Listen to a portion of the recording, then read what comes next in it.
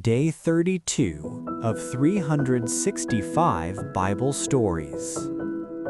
As Jacob drew closer to Canaan, he sent messengers ahead to find his brother Esau and tell him they were coming. Jacob had not seen Esau for many years and feared that his brother might still be angry. So he told the messengers to say, "Master, I am your servant. I have lived with our uncle Laban all these years, and now I am returning home. I hope you will welcome my family when we arrive." When the messengers returned, they said, "We found your brother. He is coming to meet you with 400 men." Jacob began to tremble, certain that Esau might attack. He divided his people and animals into two groups, saying, "Travel separately. If one group is attacked, the other may escape." Then Jacob prayed, "Lord, when I first crossed the Jordan, I had only a walking stick. Now I have two large camps. You have blessed me greatly. Please protect me and my family."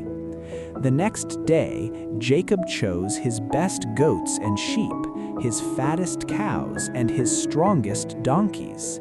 He told his servants, "Take these animals to Esau as a gift from his brother."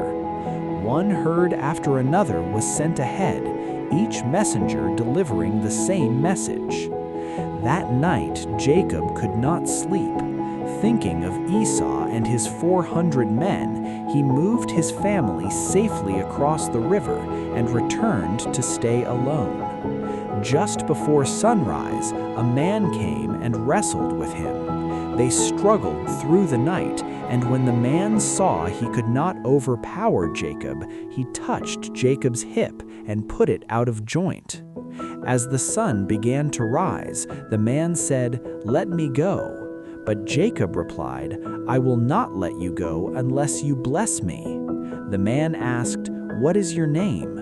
"Jacob," he answered.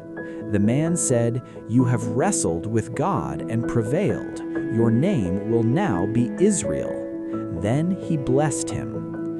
Jacob left that place limping because of his hip and said, "I have seen God face to face, and yet I am still alive."